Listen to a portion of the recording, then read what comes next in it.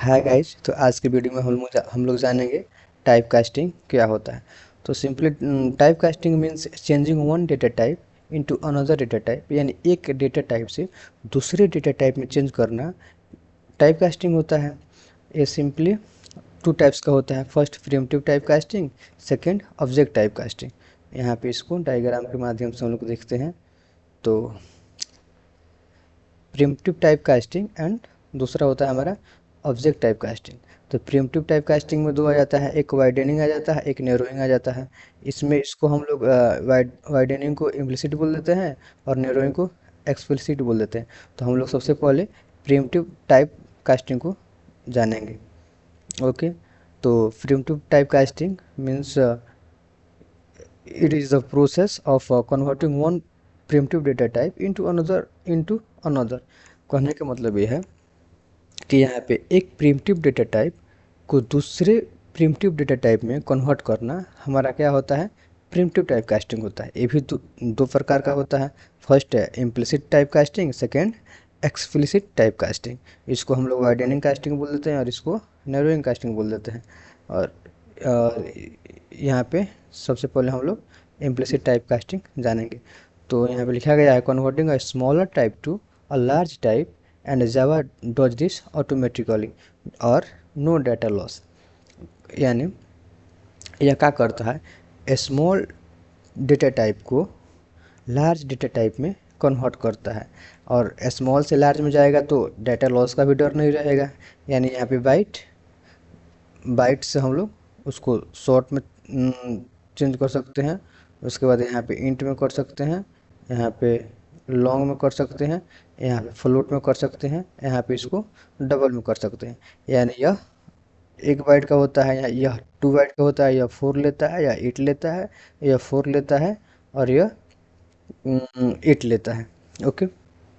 अब आप लोग ये बोलिएगा यह 4 बाइट लेता है और लॉन्ग 8 बाइट लेता है, तो यह फिर लॉन्ग से फ्लोट में कैसे चला जा रहा है। तो यहाँ पे मेन खेल यहाँ पे इसके मेमोरी पे मतलब रहता है, लेकिन यहाँ पे इसका रेंज भी है। यहाँ पे लॉन्ग का मतलब मैक्सिमम अप्रोक्स रेंज होता है आपको 9 × 10⁻18 एंड फ्लोट का रहता है 3.4 × 10⁻38। यानी कहीं ना कहीं इसमें फ्लोट का रेंज जो है वह ज़्यादा है लॉन्ग से, तो इसीलिए लॉन्ग यहाँ पे फ्लोट में आ जा रहा है। तो यहाँ पे डेटा लॉस होने का कोई डर नहीं है। यहाँ पे सिंपली लॉन्ग LI लिए हैं। फ्लोट में हमारा क्या आ जाएगा, L आ जाएगा, डबल में हमारा F आ जाएगा और इंट I में हम लोग 100 लिए हैं। तो यहाँ पे प्रिंट कराएंगे तो यहाँ पे 100 आ जाएगा, फिर इसमें भी 100 आ जाएगा, इसमें 100.0 आ जाएगा, क्योंकि यहाँ पे हम लोग फ्लोट लिए हैं।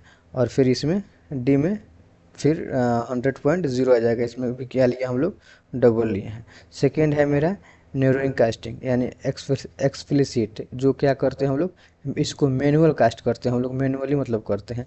यहाँ पे लिखा गया है converting a large type to a smaller type you must do it manually risk of data loss. लेकिन यहाँ पे है हम लोग तो मैनुअली करते हैं, लेकिन यहाँ पे डेटा लॉस का क्या हो रहा होता है, रिस्क रहता है। जैसे यहाँ पे डबल डी लिया गया है, इसमें 9.99 लिया गया है और यहाँ पे कास्ट किया गया है इंट I में डी, यहाँ पे इंटीजर में कास्ट किया गया है।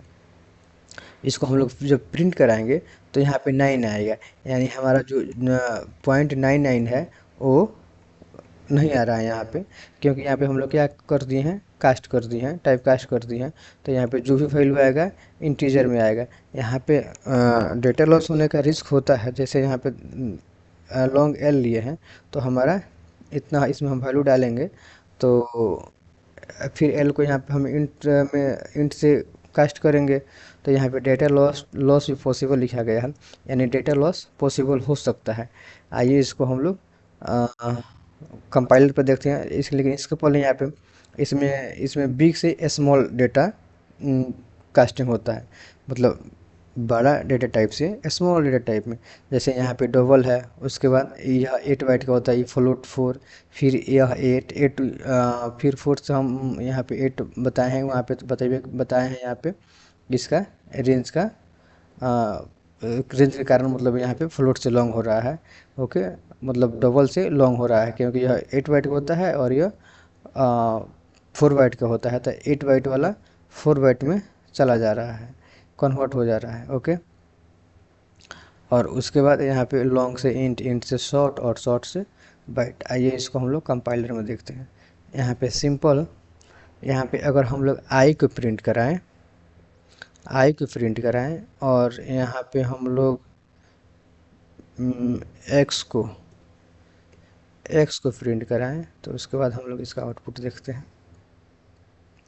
तो देखो यहाँ पे तो मेरा 9 तो आ गया, यह 9 तो आ गया मेरा यहाँ पे, क्योंकि यह इंटीजर में हम लोग टाइप कास्ट किए हैं तो इंटीजर ही वैल्यू देगा। लेकिन यहाँ पे